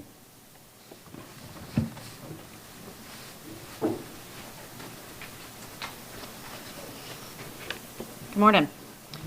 So we activated our Emergency Operations Center, our EOC, at 6:50 last night. As Chief alluded to, we were monitoring the weather. As soon as we identified that the damage was going to be fairly extensive, we went ahead and sent out our message, our mass notification message to our team, and called them in when it was safe for them to travel. We got in, were able to start doing assessments, start figuring out where the damage was primarily located, start working through those continue working through those call logs. I apologize. That team includes fire, police, public works, communications department, city management, emergency management. A lot of our leadership from the city of Temple was there and representing their areas, their departments. We work collaboratively as a team to address those needs as quickly as they are identified. We are also collaborating with our county partners. I've been in close contact with Bell County Emergency Management. Colleen Emergency Management has provided some assistance as well. Any of our needs that are not able to be met here locally or resource requests, then we escalate that up to the state, to the Texas Division of Emergency Management. That's kind of how that request process works. The information will go up and then the resources, when they're identified and available, are dispatched to us. So we do have an opportunity for volunteers. We've been receiving some requests. I want to help. How can I help? What's the best way to engage? Crisiscleanup.org. Folks can go on and register if they are affiliated with an organization. So if they are not affiliated with an organization already, then they can call 254-298-5970. And we will be able to try to plug them in, get their information and identify what the needs are and how best that we can utilize them. We have opened a shelter location at the Wilson Recreation Center at 2205 Curtis B. Elliott Drive. We have partnered with American Red Cross. They are managing that site for us. We do have some of our staff there to provide assistance and support to them. We only had about 25 individuals there last night, but we do have more capacity. So if there is a need, as we go through the day, the temperatures warm up a little bit with the humidity. Even if folks don't need to stay overnight, they are welcome to go to Wilson Rec to get out of the heat. That will be open as long as that need is identified. To report any downed trees, We have a list running, and we are trying to work through making sure that we have cleared roadways as our primary, but collecting that information. 254-298-5970, that same number that I mentioned a minute ago. You can call that number to report any downed trees, if they're blocking roads, blocking alleys, if you need assistance with that. Gas leaks, if you do have any gas leaks, we do want 911 to be your primary contact for that. You can also contact Atmos Gas Energy Line at 866-322-8667. Please, please, please monitor our social media, our Stay Safe Temple website, local news. We will be putting out information as quickly as we have it identified. As the updates are available to us, we will be getting that out through all of those modalities. As Chief mentioned, we are working on recovery now. We left the response mode. We identified that we are now in recovery, and so we're collecting information. We're assessing what does our short-term needs look like versus our long-term needs. This is going to take some time to get cleaned up, to get people back in their homes that have suffered significant damage, businesses that have experienced some significant damage as well. They're not going to be in operation for a while. So we will have some separate objectives that we're pursuing. Short-term is more of the critical infrastructure. What do we need to do to get functioning, to get through our day-to-day? Long-term is getting back to normal. That's kind of how we view those two buckets. So we will be working on that today as we have our assessment teams providing information back to us. National Weather Service is here. They are going to start doing their assessments. We're collaborating with them, and we will figure out what exactly our objectives are as we move forward, and we'll be sharing that out. I do want to thank everybody for being here. And are you wrapping up? Okay. Thank you. We will now be taking questions. Again, please state your name, your affiliation, and who your question is directed to. Kevin Bell with Fox 4 out of Dallas. She just brought to mind National Weather Service. Where are they starting their observation? Where are they starting? Was that the question? Yes. So actually, are you okay with coming up here? So I'm going to ask Patricia to come up here with National Weather Service to help answer. They're not going to be able to answer many questions yet. They just arrived, so they're just getting started. But we'll have her see what she can answer for you. Good morning. Yes. We are going to go ahead and assess, of course, with the team of the experts here that they know more than us of where, of course, the worst damage is. But we hopefully get a sense of the extension, of course, how widespread, and then when to start and the end, and how bad, pretty much, how the extensive is. So we're going to probably start here with the team and see what, because they probably have already an area concentrated, and hopefully with that we'll move forward throughout the day. So hopefully this afternoon we'll get more information. Could we get your first and last name and your title? Yes, I'm Patricia Sanchez, meteorologist for the National Weather Service in Fort Worth. Can you spell your name, please? Yes, Patricia, Patricia, Sanchez, Sanchez. Thank you. Alex Alvar, KWTX. I have a question for Police Chief Remnant.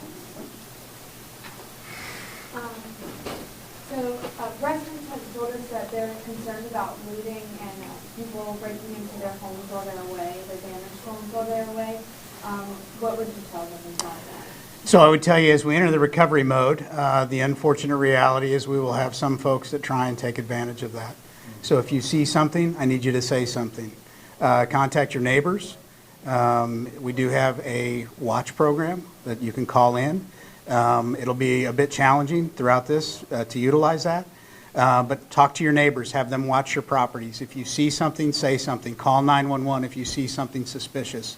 As we enter the recovery phase, it is likely we will see some fraudsters emerge throughout this recovery. I would always tell homeowners to work closely with your insurance companies.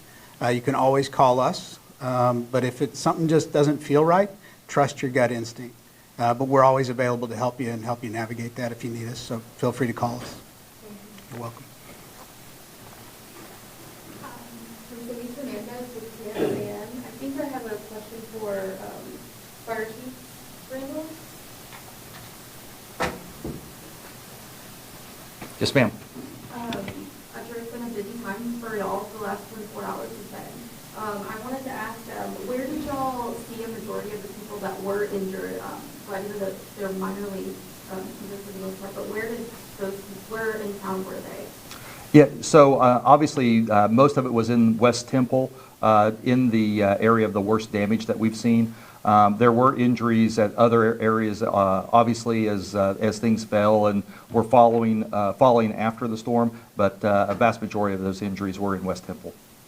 How were most of the people injured, per se? Were they outside during the storm, or were they home? Did their roof fall on them? Yeah, I don't have that specific information right now.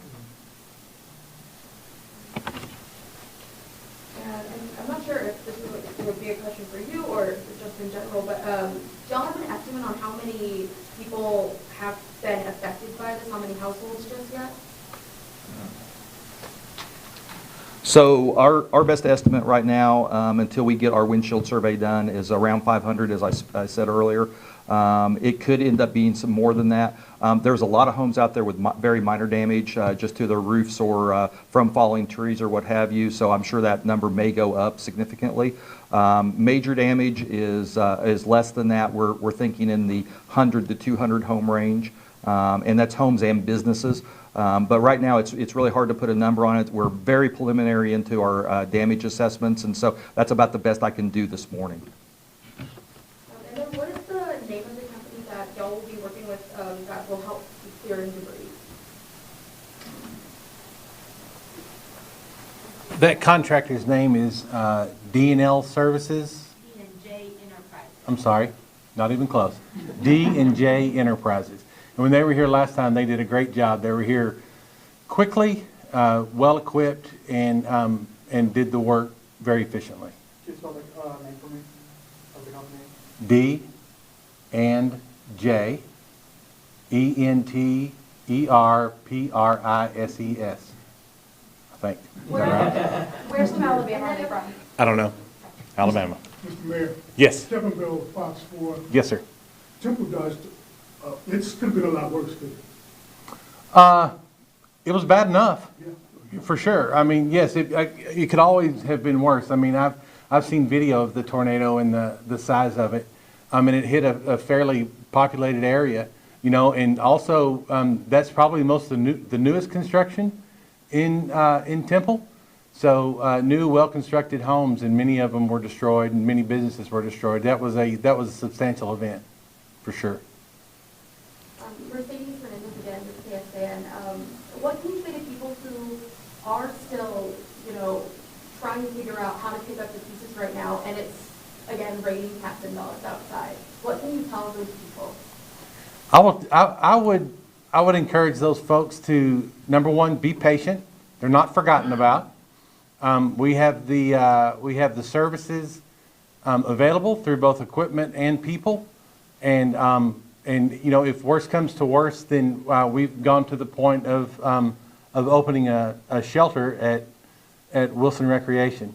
So obviously, take care of yourself as best you can. Don't hesitate to ask neighbors. This is a great time to get to know your neighbor, right? Last night, just driving around in my neighborhood, people were already out helping their neighbors clean up debris, etc. And everyone has a heart to help.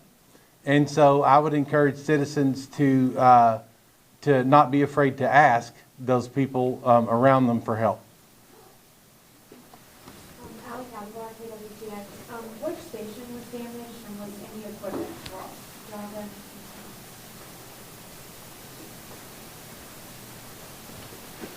So we're still assessing all of the stations right now, but I can confirm we have had damage at Fire Station 3 on Midway Drive, Fire Station 5 on Apache, Fire Station 7 on West Adams, which is by far the worst damage that we've sustained so far that we found, and Fire Station 8 at the airport. No fire equipment was damaged, and like I say, we still have our full response capability at this time, and we have had a lot of offers of help and a lot of help from our mutual aid partners, both professional and volunteer departments in the area, plus several from outside the area that have called me this morning and last night offering their assistance, and so we are fully staffed, fully ready to respond to any of our citizens' needs. So, but that's the four that we can confirm right now. Also, a lot of the traffic signals around town are without power, what would you tell drivers on the road? So treat those areas as a four-way stop. Be patient, give way to the person that arrived before you. As I was driving here, I noticed that many of the four-way stop signs that we put down obviously have been blown down with the next round of storms that we've seen. So we'll be out resetting those this afternoon. But please be patient. And it can be sometimes confusing. So I need you to pay attention if you have to be out on the road. There's an easy way to solve it. Stay at home, stay off the road, please, as we navigate through the emergency phases of this. Thank you. All right, if there are no other questions, this concludes our press conference. Thank you all so much for being here. Thank you.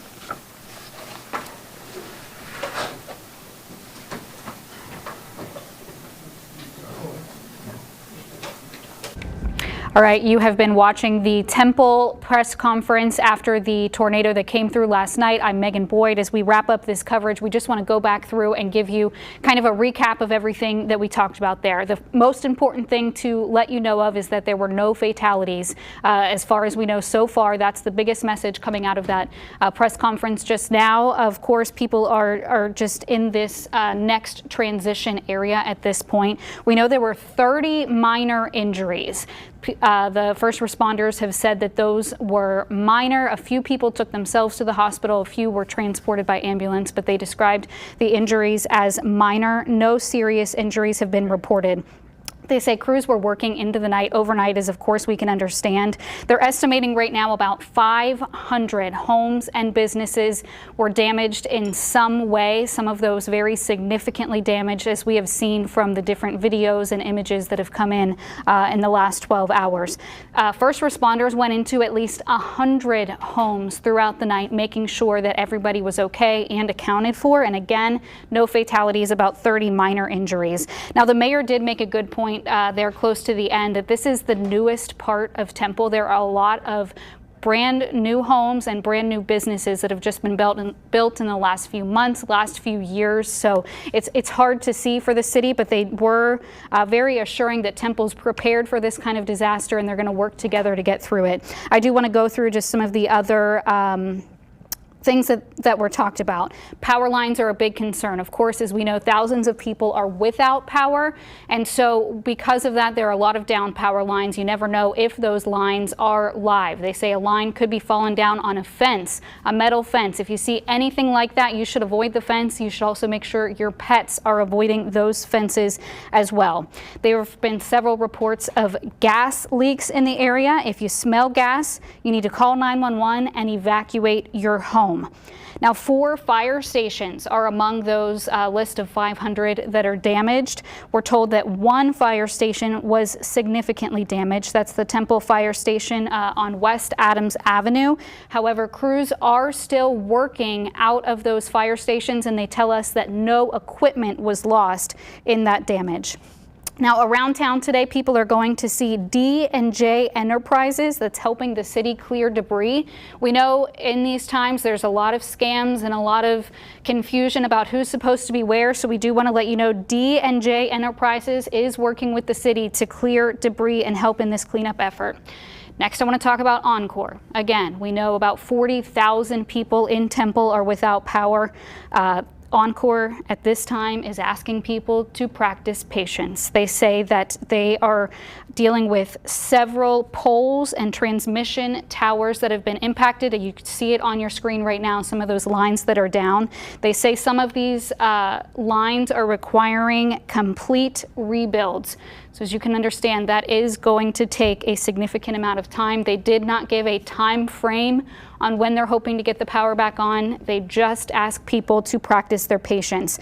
We know it's going to be warm today. Temple has opened an emergency shelter for people to go to. That is the Wilson Recreation Center. They said even if you're not spending the night, you can go there to get out of the heat throughout the day. 25 people stayed there last night. It's going to be open until the need is no longer there. And finally, they're just talking about the roads. A lot of the roads have debris on them. First responders are trying to get through, and Encore is trying to work on those roads. They are asking people to stay home if you can. Don't drive around any barricades.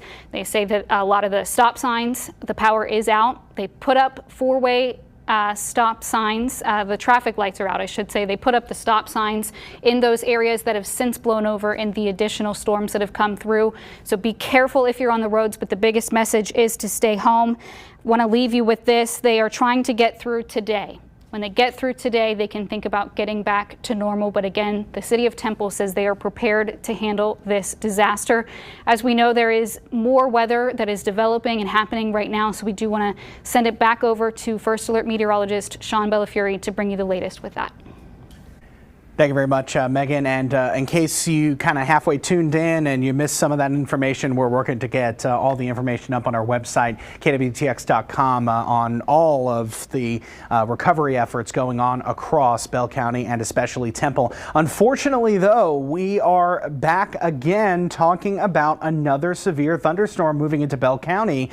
We have a severe thunderstorm warning, which was initially issued for parts of Lampasas, Coryell, and Bell County. That was issued just about 20 minutes ago. We have been seeing for this warning, it's 60-mile-per-hour wind gusts and up to about quarter-size hail. I do want to point out that I haven't seen terribly much over the past couple of scans that indicate the hail threat is continuing. We're still going to, of course, be very mindful that this storm could be producing up to quarter-size hail, but it seems to be weakening just a little bit. I say that, and I also want to point out that this storm initially was kind of taking a little bit more of a northeasterly path, but we're starting to see the path of this storm shift a little bit more due easterly, which, if that trend were to continue, regardless of whether or not this is a severe thunderstorm as it continues to march eastward, that would put potentially the strongest portion of this storm very close to where the worst of the damage was yesterday, between 317, 363 on the western side of Temple, the northwestern side of Temple. Again, over the past couple of radar scans, there has not been terribly much indication that the hail core is growing. We could be seeing, especially around the Coppers Cove area, as we zoom in, and I want to switch it over to the hail product. There's not terribly much showing up on the radar as far as hail goes. This storm is moving into an area that is very much worked over from the first round of storms that moved through this morning. So this storm over the past hour, let me actually give you that track. This is the last hour of hail, and you can see stretching from just east of San Saba to Lomita, and then between Adamsville and Lampasas, we did get this bullseye of up to quarter-size hail, but since then the hail core on this has kind of fizzled out. But because this storm has had a history of producing some hail and some strong wind gusts, and because this storm is moving pretty much directly towards the one spot in central Texas that we absolutely don't want it to be moving towards, Temple, we're going to be watching this storm very closely. Now, Coppers Cove is pretty much in the worst part of this storm right now, and as we take a look at the wind velocity product, there's nothing that's jumping out at me as hey, this is a tornadic storm. That is not the case at all. But on the in the strongest portion of this storm, which is right now in the eastern half of Lampasas County, and eventually moving into southern Coryell County, very close to Kempner and Coppers Cove, we could potentially see up to 60-mile-per-hour wind gusts. But everything is trending weaker, which is good news. Of course, we don't want another severe thunderstorm to be rolling through Bell County. And you see on the bottom right of your screen right there, that is our Skycam in Killeen, kind of on the eastern side of Killeen, just north of I-14. We are looking westbound, and you can definitely see the rain curtains off in the distance. But if there were to be any sort of shenanigans from the storm, if it were to strengthen, I think this Skycam is in the absolute perfect position to show us any sort of developments, and we're just not seeing that right now. But if you are just tuning in to the broadcast, right now we've We've been, watching a couple of thunderstorms moving through Bell County this morning, and yet again another severe thunderstorm warning for this storm, again between Pidcoke, Coppers Cove, and Killeen,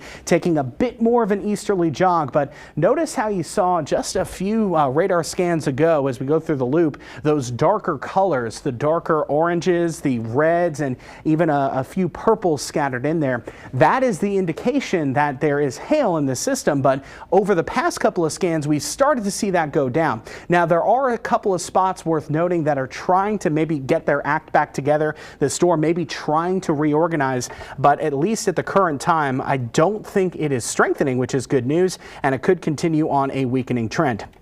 Now, this storm is moving eastbound at about 35 to 40 miles per hour. So if it does follow the path pretty much due easterly, then that could get very close to where the recovery is ongoing right now for yesterday's tornado.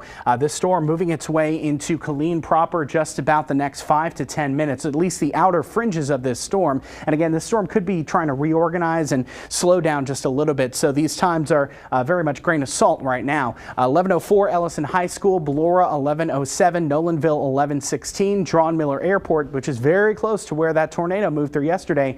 That is going to be arriving in just about 15 to 20 minutes time. Now, the severe thunderstorm warning does go until 11:30, and I just want to double check something off screen here. That track box may actually be a little bit too fast. Nope, east at 40 miles per hour. So yeah, that tracker box again, earlier this morning, right around 9 o'clock, we were talking about the potential of another, round of rain moving through, that we wanted folks recovering from that storm to kind of take shelter inside and stop those recovery efforts briefly. And yet again, we could have to put those recovery efforts on pause for another thunderstorm moving in. That storm again, very much bearing down on Killeen, up to quarter-size hail, up to about 60-mile-per-hour wind gusts, and the strongest part of this thunderstorm potentially impacting that tornado area could be arriving in Temple just in about next 20 to 25 minutes time. One thing this storm may not be producing too much of, the hail right now. We've seen the hail core kind of come down a little bit, but I want to switch over to lightning because again, we have seen lightning charged thunderstorms of recent. The morning storms that moved through were very much lightning charged, but these are not quite as much so, which is a good sign because the more lightning that's in a thunderstorm is usually a sign that it is a strong thunderstorm. But regardless, there are still going to be strikes of lightning coming from this, especially between Pidcoke, Coppers Cove. Fort Cavazos is about to get hit with that next round of rain. And you see the sky cam in the bottom right of your screen, those curtains of rain pushing into the Killeen area. So that the severe thunderstorm warning is still going to go for another 35 minutes. So we're watching this storm very carefully in case it does try to re-strengthen. And I do want to point out this right here could be a redeveloping hail core just on the northern side of Coppers Cove.